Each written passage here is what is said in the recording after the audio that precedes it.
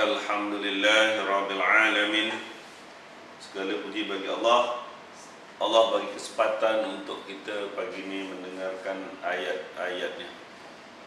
A'udzubillahi minasyaitonirrajim. Bismillahirrahmanirrahim. Kita sampai ayat 24 dari surah Al-Fatir. Inna arsalnaka bilhaqqi bashiran wa nadhira wa in min ummatin illa khala fiha nazir.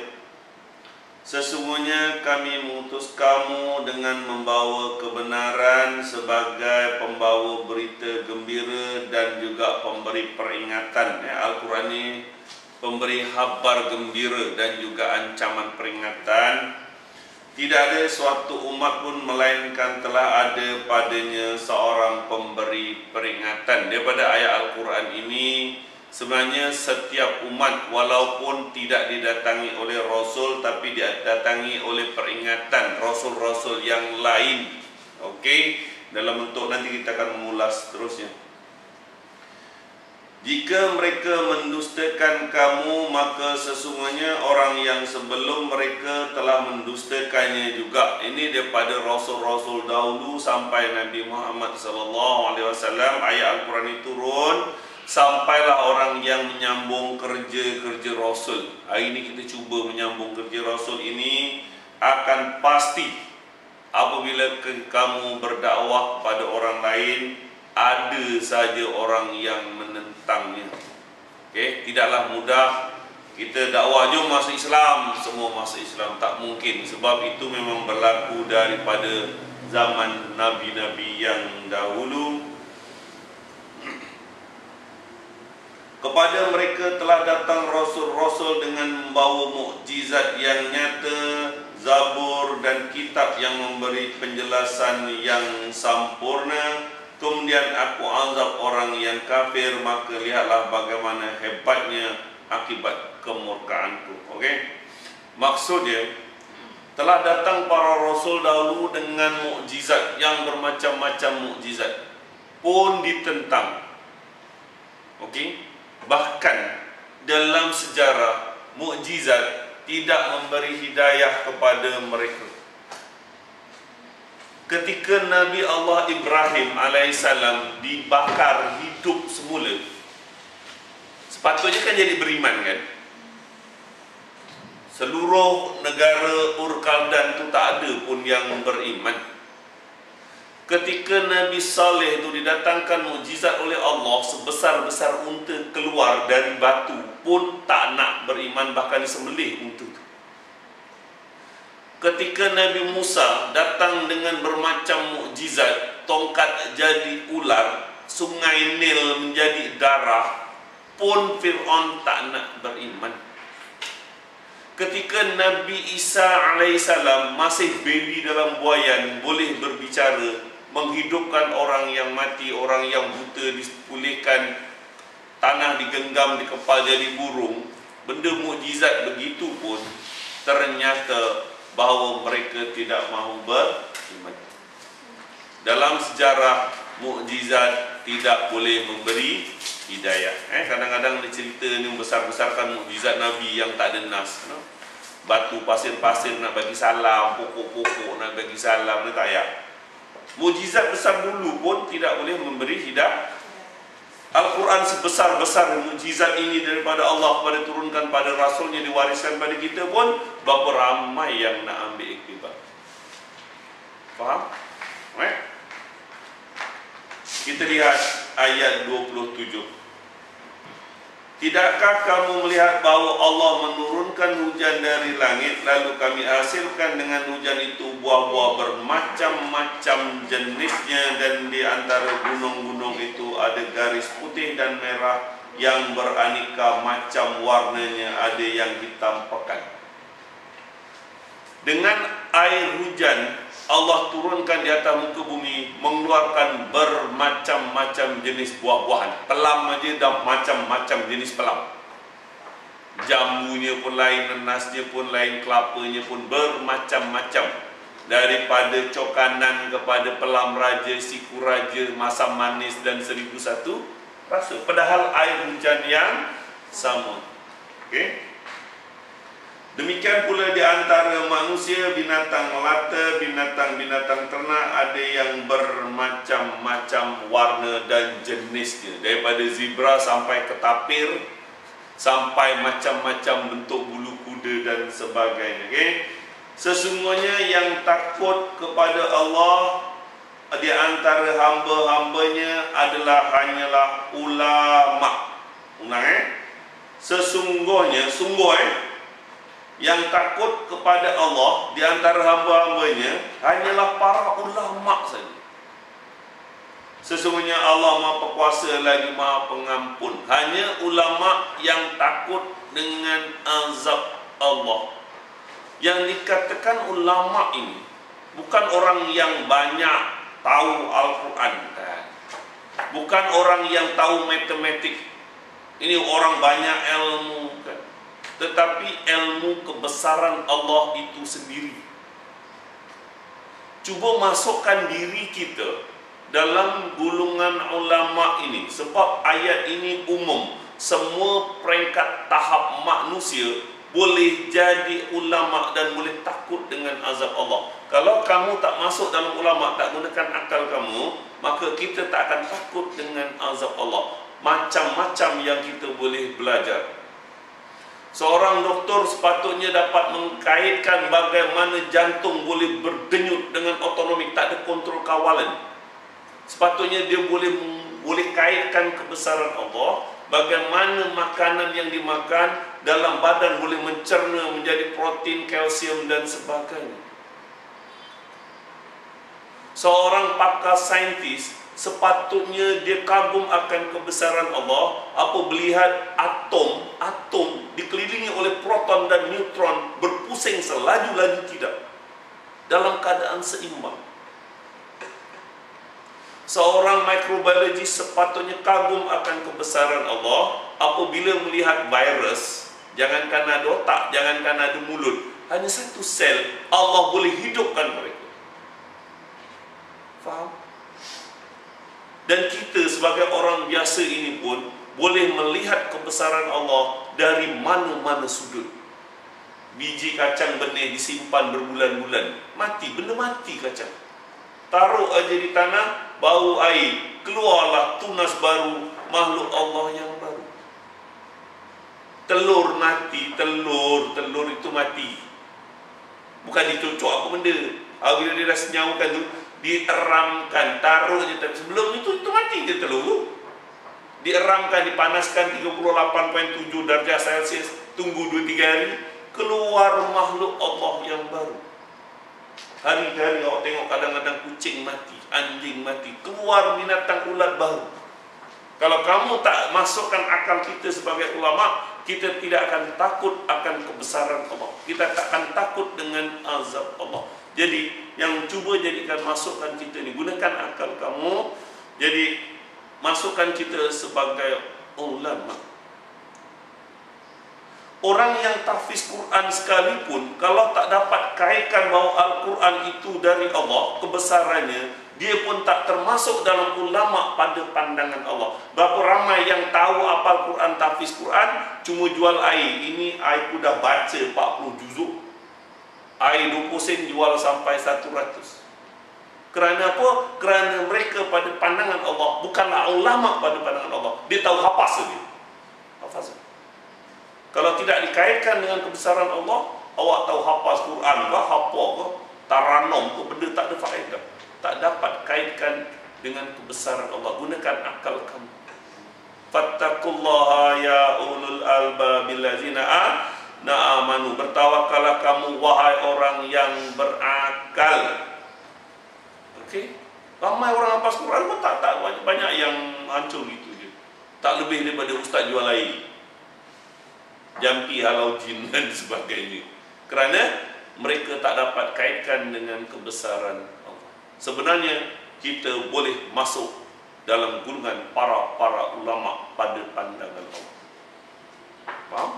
Kalau kat Malaysia ni lain, kalau kat dunia ni lain. Ini masuk Persatuan Ulama-Ulama Malaysia. Itu ulama-ulama Malaysia, bukan ulama pada pandangan Allah. Tapi pandangan Allah, kita boleh cuba masukkan diri kita, jadi kita akan takut akan azab Allah. Sesungguhnya Allah Maha Kuasa lagi Maha Pengampun. Kalau kita tak tahu kaitkan ilmu-ilmu yang besar-besar, ilmu kejadian sebentar yang kita pun boleh mengaitkan akan kebesaran Allah, bagaimana hujan turun, bagaimana langit tidak bertiang dan sebagainya. Alright. Cuba tengok ayat yang ke-29. Sesungguhnya benar-benar, ini janji Allah. Innallazi, sungguh, janji Allah, bukan janji saya. Orang yang selalu membaca kitab Allah dan mendirikan solat dan menafkahkan sebagian rezeki yang kami anugerahkan kepada mereka dengan diam-diam atau terang-terangan, mereka itu mengharapkan perniagaan yang tak akan rugi. Semua perniagaan kat dunia boleh menghadapi rugi, semua. Tetapi ini janji daripada Allah, satu perniagaan yang tak akan rugi, mesti untung ni. Tak nak juga, mesti untung punya perniagaan. Syarat dia, sesungguhnya orang yang selalu membaca kitab Allah, orang yang selalu membaca, bukan menghafaz. Hafazan tak masuk. Yasin wal Quranil Hakim, hari-hari sampai hafal, itu hafal. Membaca berarti faham.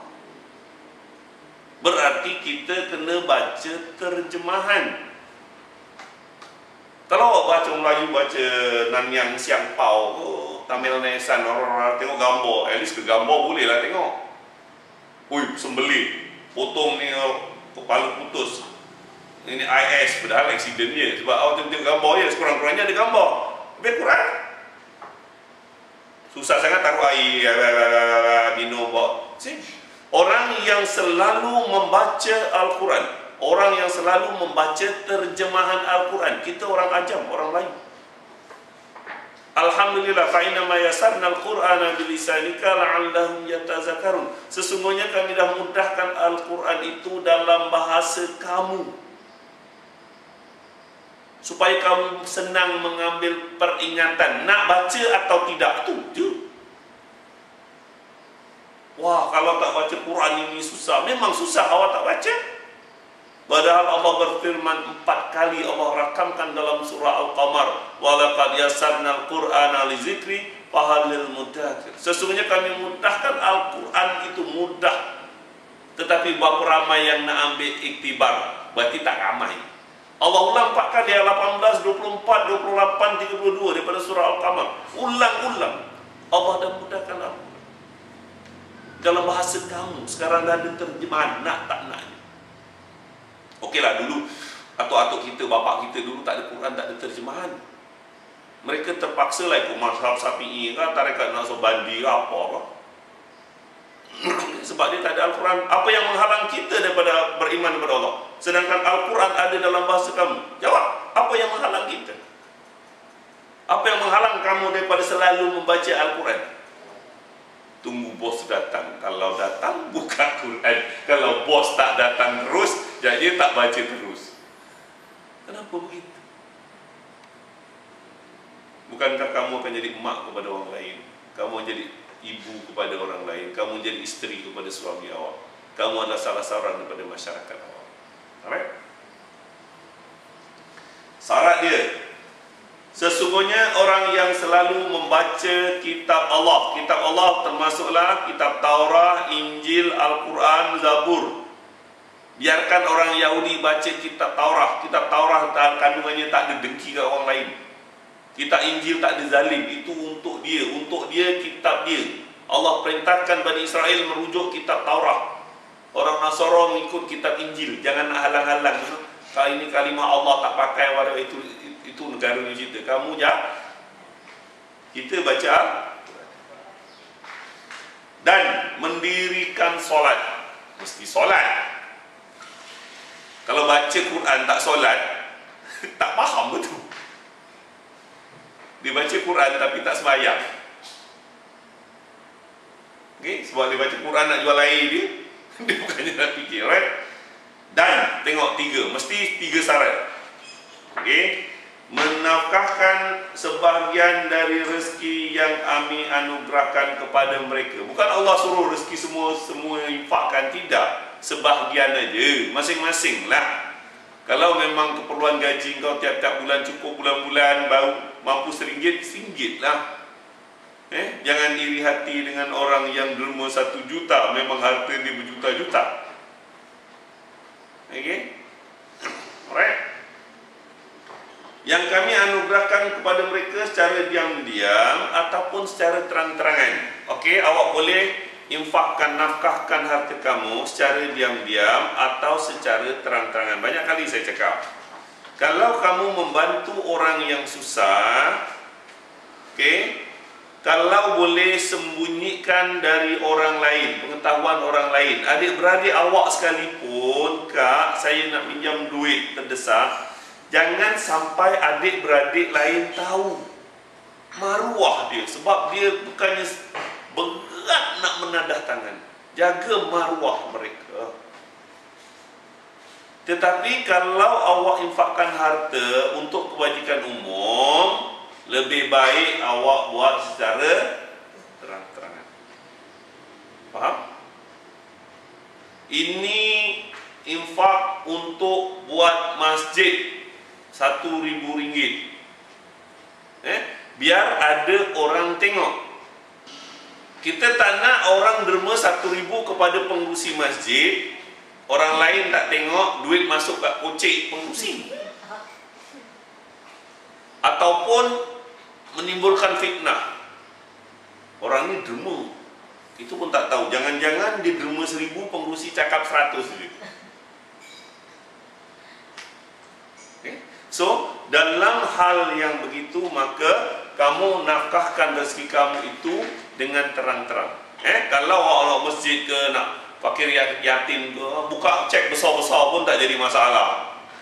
Janganlah riak. Soal riak itu memang ditegak oleh agama. Tapi supaya mendorong orang lain untuk menafkahkan, supaya jangan jadi fitnah kepada orang lain dan sebagainya. Okey, 3 syarat ini. Sesungguhnya orang yang selalu membaca kitab Allah, mendirikan solat dan menafkahkan sebagian rezekinya yang kami anugerahkan kepada mereka dengan diam-diam dan terang-terang, mereka itu mengharapkan perniagaan yang tidak mungkin rugi. Ini masukkan diri ini niaga mesti untung. Jangan tak niaga. Okey, ini perniagaan yang dijanji oleh Allah untungnya. Baca kitab Al-Quran, solat, nafkahkan. Supaya Allah menyampurnakan kepada mereka ganjaran mereka. Ganjaran. Awak sembahyang, awak nafkah, awak baca Al-Quran, Allah akan janji. Jangan takut. Dan ini yang kita nak tengok. Menambahkan kepada mereka dari kurnianya. Allahu Akbar. Apabila sebab Allah menambahkan rezeki di kurnianya, dunia akhirat Allah akan tambah. 3 syarat tadi, Allah janjikan ganjaran yang kekal ke akhirat kelak. Dekat dunia ni pun Allah akan tambah kurnianya. Macam-macam kurnia Allah. Jangan kamu jadi orang yang kafir. Kurnia Allah dengan harta dia. Betapa ramai orang yang sangsara kerana hartanya. Dia lupa bahawa nikmat kesihatan itu juga sebesar-besar nikmat. Nikmat mata tu, kalau sakit mata baru awak tahu susahnya kalau tak ada mata. Sakit gigi melulung lalat tengah malam baru awak tahu betapa banyak nikmat Allah, baik daripada segi anak ke, harta ke, tubuh badan ke, dan ilmu Al-Quran itu sendiri. Yang paling menakutkan bagi orang yang beriman apabila Allah terik iman kamu.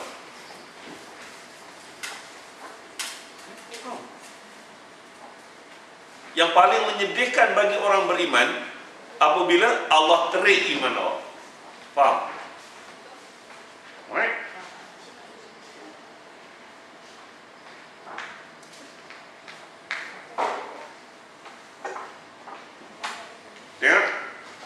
supaya Allah menyempurnakan kepada mereka ganjaran mereka dan menambah kepada mereka kurnianya. Sesungguhnya Allah Maha Pengampun lagi Maha Pensyukur. Allah Maha Pensyukur ni maksud dia Allah akan bagi ganjaran sebanyak tidak. Sedikit kebaikan kamu, Allah akan bagi banyak-banyak ganjaran. Usahalah, masukkanlah diri kamu, kita masuk tim perniagaan yang tak mungkin rugi. Faham? Dan apa yang telah kami wahyukan kepada kamu yaitu Al-Quran, itulah yang benar. Itulah janji Allah yang benar. Perniagaan yang tak akan rugi, selalu membaca Al-Quran. Jangan dengar je, jangan dengar ustaz cakap je. Awak boleh baca kan? Orang dulu tak tahu baca, bolehlah dengar. Dia dengar je. Tiba-tiba ustaz tu melalok, baca ayat ni untuk buat tangkal. Boleh lah. Sebab bila kamu tak baca Al-Quran sendiri, awak akan mudah ditipu. Orang bermazhab, engkau pun nak bermazhab. Orang bertarekat, engkau pun nak bertarekat. Orang hana, engkau pun nak hana. Punca dia tidak membaca Al-Quran. Apa yang kami wahyukan kepada kamu adalah Al-Quran, itulah yang benar, membenarkan kitab-kitab sebelumnya. Sesungguhnya Allah benar-benar Maha mengetahui lagi melihat akan hamba-hambanya. Tengok, lihat ayat 32. Kemudian kitab itu kami wariskan kepada orang-orang yang kami pilih di antara hamba-hamba kami. Kitab Allah ini Allah wariskan kepada hamba-hamba pilihannya. Ingat bahawa kita ini adalah orang yang dipilih oleh Allah. Kita adalah pilihan Allah untuk mewarisi Al-Quran. Bersyukur kamu. Kalau kamu tidak diizinkan kerja dekat sini, saya tidak diizinkan oleh Allah datang dekat sini, kita tidak mewarisi kitab Allah. Bahkan awak seperti orang-orang lain yang tak pernah menyela Al-Quran dan tidak pernah terfikir bahawa Al-Quran itu pandai. Bahawa ketahuilah kamu bahawa kita ini adalah orang yang pilihan dari Allah. Kemudian kitab itu kami wariskan kepada orang-orang yang kami pilih di antara hamba-hamba kami. Kita antara orang yang dipilih oleh Allah daripada 7 bilion manusia di atas muka bumi Allah. Faham? Faham? Bersyukur tak kamu? Bersyukur tak kamu bahawa kamu adalah dipilih oleh Allah untuk mewarisi kitab Allah? Bersyukur Baik. Lalu di antara mereka ada menganiayai diri mereka sendiri, dan di antara mereka ada bersifat pertengahan, dan di antara mereka ada pula yang lebih dahulu membuat kebaikan dengan izin Allah. Yang demikian itu adalah kurnia yang amat besar. Di antara yang diwariskan oleh Allah ini, awak termasuk salah satu daripada 3 ni. Orang menganiayai diri mereka sendiri, dah dapat waris Al-Quran tapi tak nak baca. Dengar je orang tak baca Quran, tak tahu, tak nak baca, malas. Awak dipilih oleh Allah. Kita dipilih oleh Allah mewarisi Al-Quran, tapi dia tak anyaya, memang anyaya sendiri. Dah tahu Al-Quran mujizat panduan, dia tak nak baca. Dia dengar orang cakap. Padahal awak boleh baca Al-Quran. Saya tak heran kalau orang dulu, atuk kita datang daripada Indonesia, Pacitan, tak tahu baca, tak tahu, tak ada Al-Quran, tak ada terjemahan, mereka terpaksa ikut tarekat ke ikut mazhab pun. Tapi apa yang menghalang kamu daripada membaca Al-Quran? Apa yang menghalang kamu daripada beriman kepada Allah? Ingat, kita adalah orang yang dipilih oleh Allah. Awak masukkan diri kamu. Yang pertama, orang yang menganiayai diri sendiri, tak nak rujuk Al-Quran, tak nak baca, tak nak ikut. Mudah-mudahan kamu tidak. Dan di antara mereka ada bersifat pertengahan. Kalau bos datang, aku buka. Kalau bos tak datang, kalau ada masa, aku buka Quran. Tak ada masa, sudah. Okey. Dan sebahagian di antara mereka ada yang lebih dahulu membuat kebaikan. Oh, minggu lepas kita baca surah Al-Fatir sampai kita teruskan apa kandungan surah Al-Fatir ni. Oh, kita cuba tengok sejarah apa pendapat daripada ulama ni, ustaz ni. Cuba kita tengok surah lain. Oh, kita dulu bulan lepas kita surah masuk surah Al-Fat, ulang balik. Nak faham kategori yang mana? Agak-agak lah. Apakah kamu orang yang menganiaya diri sendiri? Mudah-mudahan tidak. Janganlah. Pernah Ailio bos datang kat sini. Janganlah. Tolong jangan. Jangan aniayai diri kita sendiri. Allah pilih kita mewarisi Al-Quran, kita aniaya diri sendiri. Dah tahu tapi tak nak ikut. Bersifat pertengahan, kalau boleh perbaikilah. Mendahului dalam hal-hal kebaikan. Wasabiquna sabiqun. Cuba baiki. Ketika orang belum baca terjemahan, kamu dah baca terjemahan. Cukup baik. Kamu mendahului orang lain dalam hal-hal kebaikan. Selalu orang doa, ya Allah jadikanlah isteri-isteri kami, buat sikit, dan anak-anak kami imam kepada orang yang bertakwa, lil muttaqina imama. Selalu doa tapi tak buat. Yang dimasukkan imam kepada orang yang bertakwa, mendahului dalam hal-hal kebaikan agama. Jadikan kita. Jangan doa tapi tak faham. Tapi masalahnya Pak Imam baca kita tak tahu. Lil muttaqina imama, amin. Jadikanlah isteri-isteri kami. Pak Imam 2 isteri, amin. Engkau? Masalah dia, imam baca awak tak faham. Alright. Semuanya Allah izinkan. Awak nak aniaya diri kamu, tak nak baca Quran ke, nak tunggu bos datang ke apa benda, ataupun nak cuba memperbaiki, nak cuba datang awal ke, ada inisiatif nak dengar Quran ke, kebil. Bos tak pernah, belum ada sejarah ustaz tunggu pendengar. Yang demikian itu adalah kurnia Allah yang besar. Dengar dulu. Yang demikian itu, kita mewarisi Al-Quran ini adalah kurnia sebesar-besar kurnia. Ucapkan sebagai syukur sebab kita dah ada terjemahan baru je. Terjemahan Al-Quran sempurna 1974. 1974 baru je terjemahan Al-Quran. Faham? 1992, 93 sampai 2006, 2007 Kerajaan Saudi bagi semua jemaah Nusantara satu kitab terjemahan ni, Al-Quran percuma. Berbilion kerajaan Saudi habiskan untuk orang-orang Nusantara. Bacalah Quran. Dari dulu pas macam Indonesia tak? Dah, alhamdulillah lah. Sekurang-kurangnya termasuklah orang yang memburu kebaikan. Mudah-mudahan awak termasuk dalam orang yang tadi. Faham?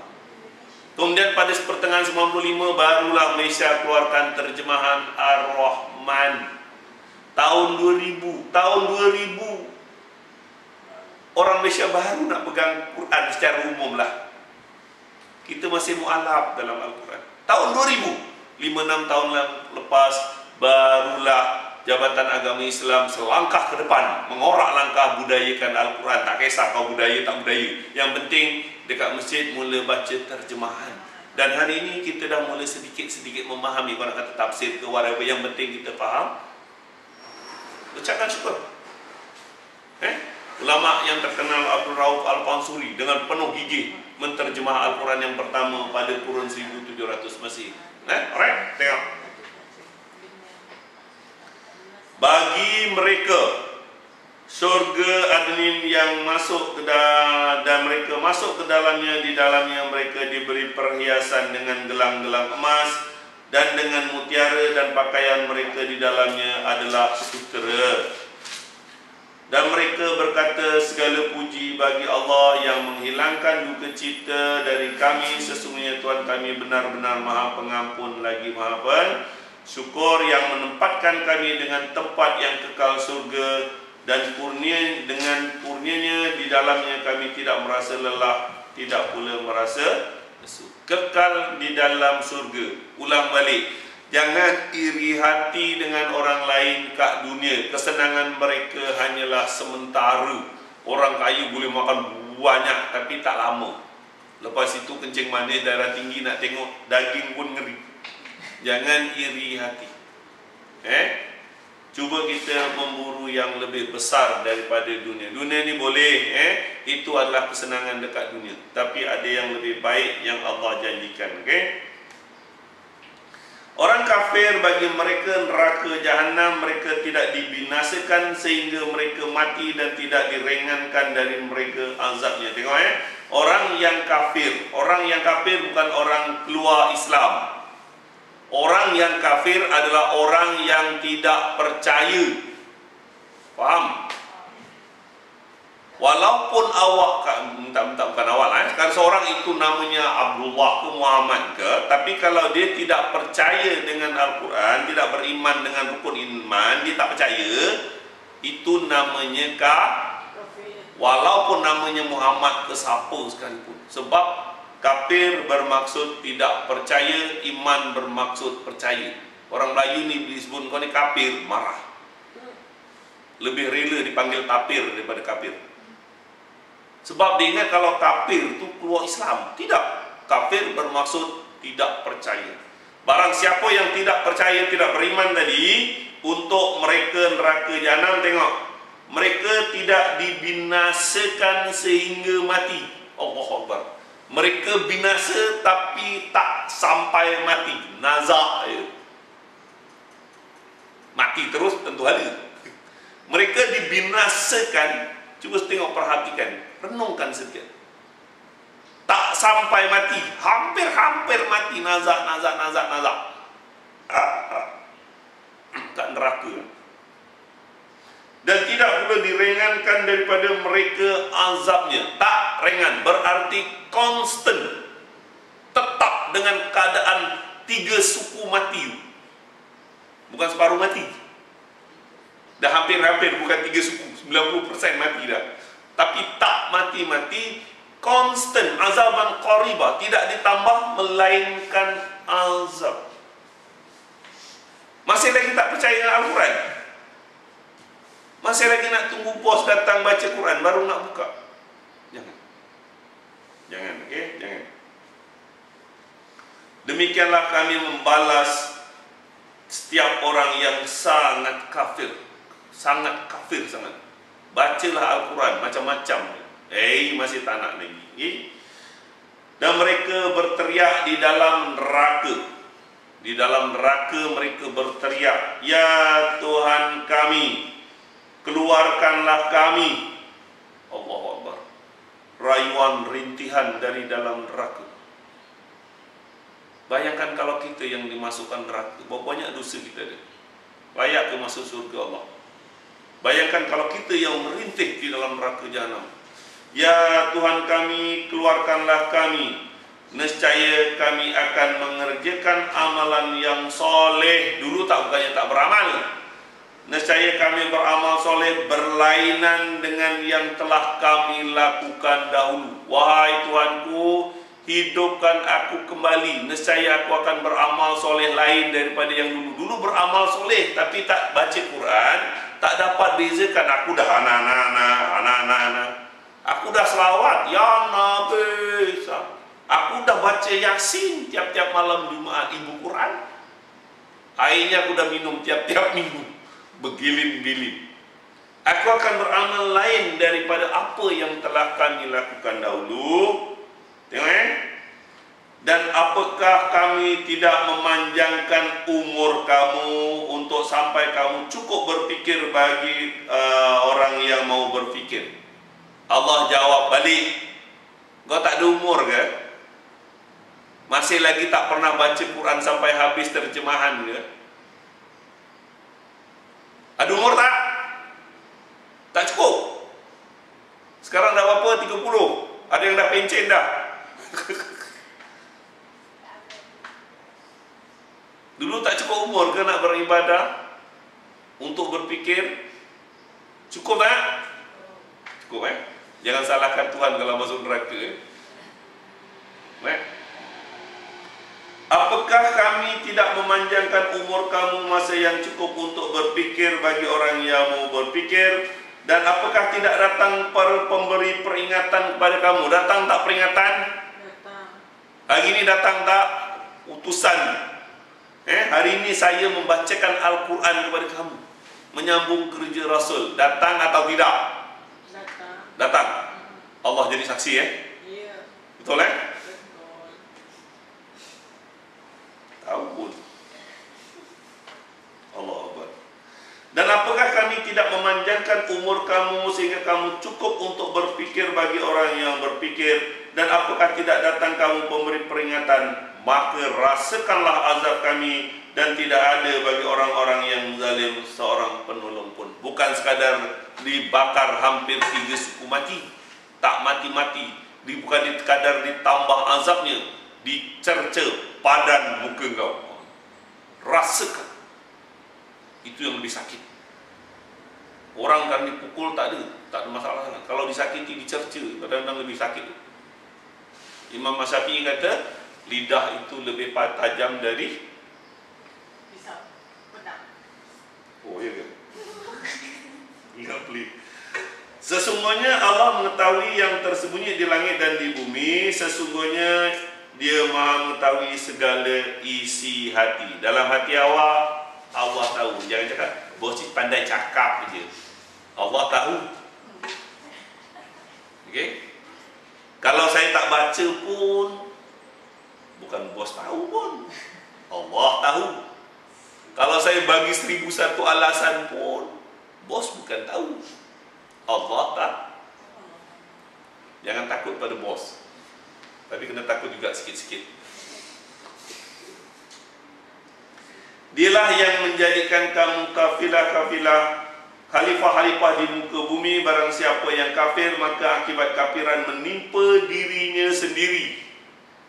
Ulang balik kuliah lepas, dosa kamu pikul sendiri. Awak tak nak baca Quran, suka hati awak. Nak baca? Baik, minggu depan kita tes.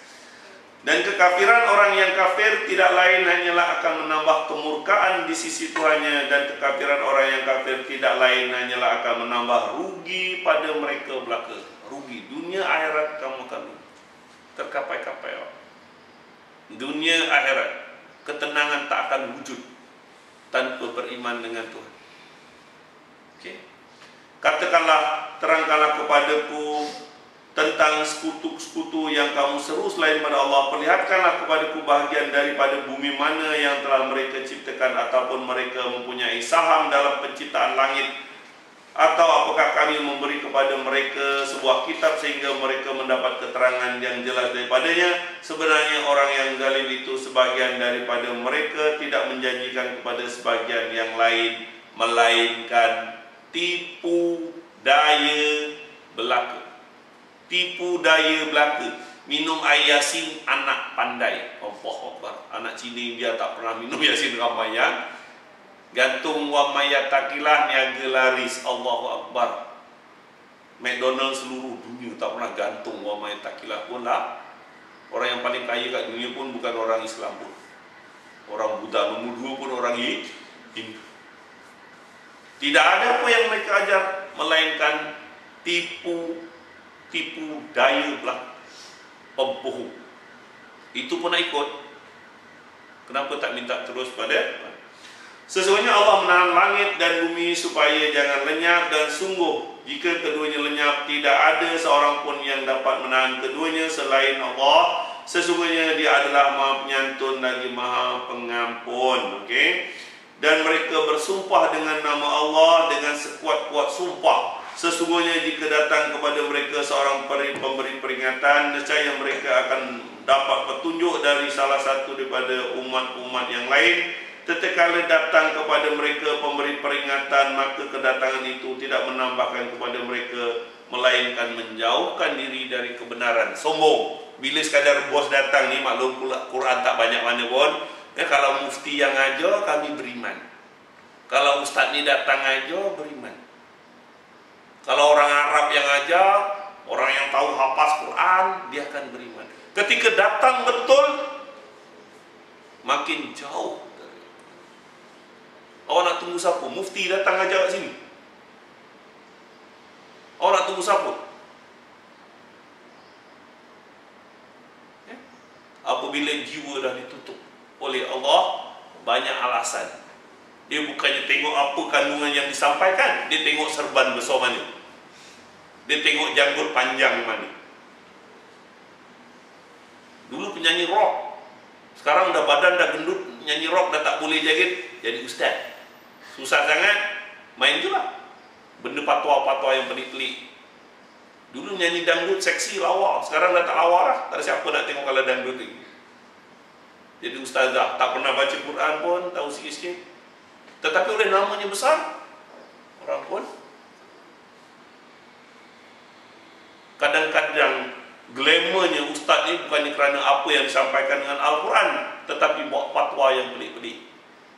Ulama ni tak jadi glamour kalau sekadar menyampaikan Al-Quran, sebab benda ni sama, semua orang tahu daripada Al-Quran. Dia tak akan dipuja sampai beribu macam rak, sampai nak roboh. Ustaz datang daripada Kuala Lumpur yang dibawa fatwa yang bukan-bukan. Tawakal pada ayat, tawakal pada air dan sebagainya, fatwa pelik-pelik. Ikut dia dari Al-Quran. Mereka bersumpah dengan nama Allah, bersumpah. Oh amboi, dengan sekuat-kuat sumpah. Kalau mufti datang baru aku beriman, kalau orang Arab datang beriman, Nabi datang baru beriman.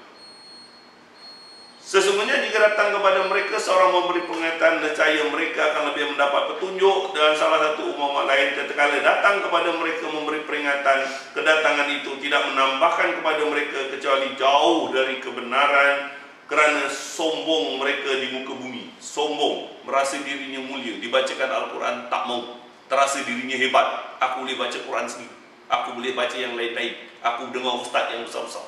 Sombong. Jangan. Bila dibacakan Al-Quran, dengar dengan tenang. Rencana yang jahat itu tidak akan menimpa selain orang yang merancanakan sendiri. Tiadalah yang mereka nanti-nantikan, melainkan berlakunya sunatullah kepada orang-orang yang terdahulu. Maka sekali-kali kamu tidak akan mendapat penggantian bagi sunatullah itu, sekali-kali tidak pula akan menemui penyimpangan dalam sunatullah itu. Cuba lihat ayat 44, dua terakhir daripada surah Al-Fatir. Dan apakah mereka tidak berjalan di muka bumi, lalu melihat bagaimana kesudahan orang-orang yang sebelum mereka, sedangkan orang-orang itu adalah lebih besar kekuatannya daripada mereka. Orang-orang Mekah ni kalau musim panas dia ke utara, dia jumpa kaum Samud yang tinggal ruinnya, dia jumpa laut mati. Kalau musim sejuk dia ke selatan, ke Yaman, dia jumpa dekat kaum Ad, ruin-ruin kaum Ad. Mereka lebih kaya, lebih besar, hancur. Dan tidaklah suatu yang dapat melemahkan Allah baik di langit atau di bumi. Sesungguhnya Allah mengetahui lagi Maha Kuasa. Lihat ayat yang terakhir. Dan kalau sekiranya Allah menyiksa manusia disebabkan usahanya, nescaya Allah tidak meninggalkan di atas permukaan bumi satu makhluk yang melata pun. Kalau Allah nak mengazab manusia kerana kesalahannya, tidak ada binatang melata. Ini rasuah, habis. Oh ini kaum ni ada 2-3 orang zina, habis. Tidak, Allah tidak begitu. Kita tengok tsunami, apabila azab Allah sampai, binatang melata, lipan, tikus, apa benda yang tak buat salah pun semuanya hancur. Tetapi Allah menangguhkan sehingga satu waktu yang terperinci hanya Allah yang mengetahui. Kalau sekiranya Allah menyiksa manusia disebabkan usahanya, tengok bapaknya rasuah, kena sakit jantung mati, anak-anaknya salah apa anak isterinya? Ini maknya yang jahat. Ada hubungan lain, whatever. Anak kecilnya siapa nak jaga? Allah tunda hingga satu waktu. Jangan ingat Allah lupa akan kesalahan kita.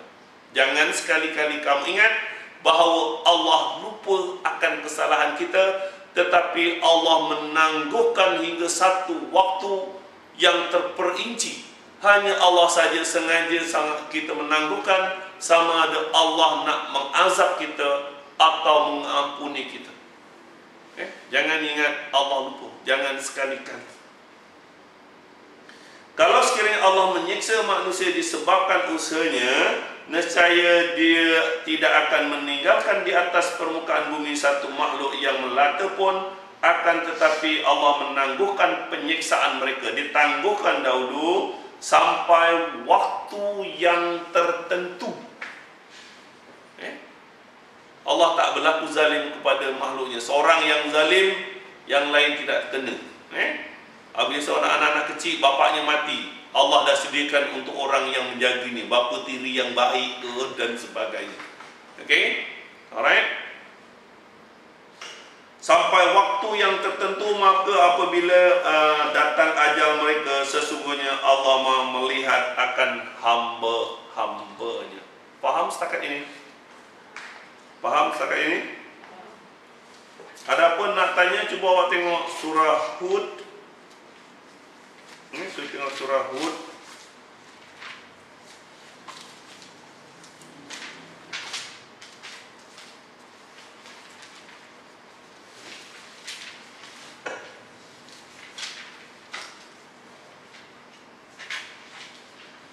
Cuba lihat ayat 8 surah Hud. Nabi Allah Hud surah. Mengenai tadi Allah tidak mengazab kerana kesalahan manusia je. Okey, menangguhkan. Dan sesungguhnya jika kami undurkan azab dari mereka sampai satu waktu yang ditentukan, nescaya mereka berkata, apakah yang menghalanginya? Ini orang yang sombong. Aku tak sembahyang pun aku dapat gaji. Gaji aku lebih besar daripada engkau. Aku pun sehat. Ayat 8 surah Hud. Aku tak sembahyang pun, aku kaya, aku gemuk pun. Aku tengok kau lagi banyak masalah. Dia sombong. Sesungguhnya jika kami undurkan dari mereka seazab mereka, sesungguhnya jika kami undurkan azab dari mereka sampai satu waktu yang ditentukan, jangan ingat Allah lupa. Jangan ingat Allah lupa yang dulu kita buat dosa dulu.